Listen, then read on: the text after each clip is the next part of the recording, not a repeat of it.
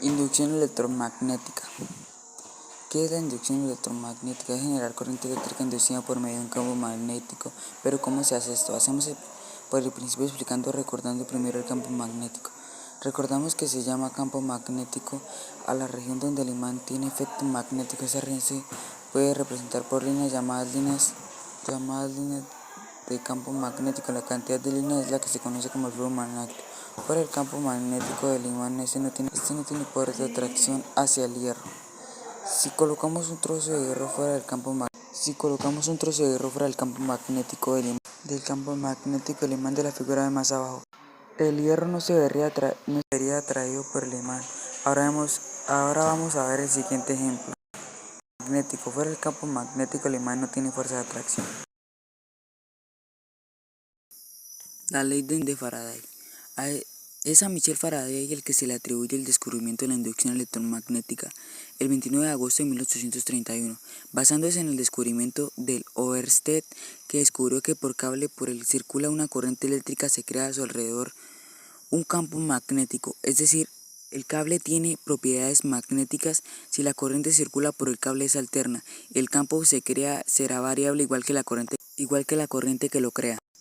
Se dice que Faraday descubrió lo contrario, que un campo magnético variable que se mueva o varíe contrario a un conductor hace que genere una diferencia de potencia, o sea, tensión, en los extremos del conductor y que si se cierra por medio de un circuito, por ejemplo conectando el cable a una lámpara, circule corriente por el circuito. En definitiva, descubrió cómo generar la electricidad o corriente eléctrica por medio de un campo magnético y un movimiento. Esta corriente se llama corriente inducida. Adelante les voy a dar un ejemplo.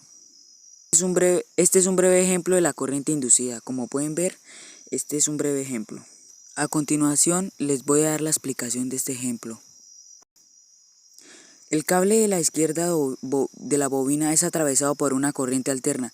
Esta crea a su alrededor un campo magnético variable que, por ser variable, corta el conductor o bobina de la izquierda, generando en ella la corriente inducida. El campo magnético variable también puede ser un simple imán en movimiento dentro de una espira. La espira, al conectar a ella un receptor, será el circuito eléctrico por el que circulará la corriente inducida o generada. También sucede si el imán es fijo y el que se mueve es el conductor. Fíjate en los siguientes dibujos de las experiencias de Faraday. Brevemente, a continuación les voy a dar unos breves ejemplos de los dibujos de las experiencias de Faraday. Entonces a continuación vamos a ver. Experimento de Faraday. Como podemos ver, este fue uno de los experimentos de Faraday. Entonces mírenlo muy bien, ya pocamente les voy a dar la explicación. A continuación la explicación. Faraday comprobó que si se movía un conductor por dentro del campo magnético de un imán fijo sin moverse, se produce una diferencia de potencia dp en los extremos del conductor. El conductor es en movimiento al cortar las líneas de fuerza del campo magnético producía el efecto de un campo magnético variable.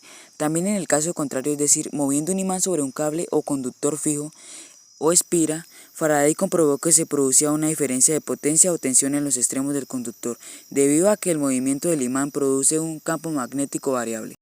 En los dos casos consiguió producir una DDP mediante un movimiento y un campo eléctrico. El positivo y el negativo de esta DDP dependía del movimiento del conductor dentro del campo.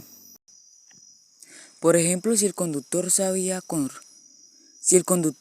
cortando el campo, el DDP tenía una polaridad positiva y negativa, y si él bajaba por el campo de la contraria, tenía una negativa y una positiva.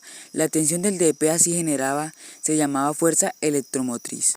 Si lo que se mueve es el imán, dependía del movimiento del imán dentro de la espira. Cuando el conductor de esa DP se conecta a un receptor, por ejemplo una lámpara, y se cierra formando un circuito eléctrico, la DP se convierte en corriente eléctrica inducida.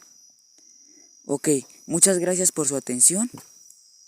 Si desean aclarar un poco más sus dudas, pueden llegar a la bibliografía, que es inducción eléctrica, y ahí aparece el link al cual pueden entrar, y pues ahí van a llegar para que aclaren un poco más sus dudas. Gracias.